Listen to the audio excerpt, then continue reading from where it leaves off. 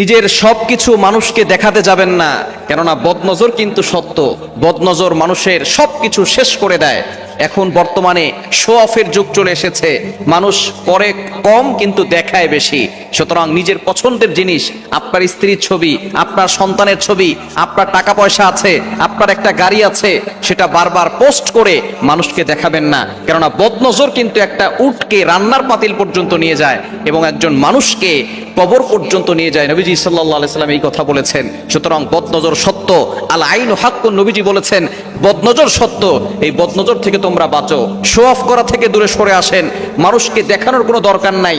আপনি ভালো আছেন, বলেন আলহামদুলিল্লাহ। আপনার সন্তানের মেধা ভালো, বলেন আলহামদুলিল্লাহ।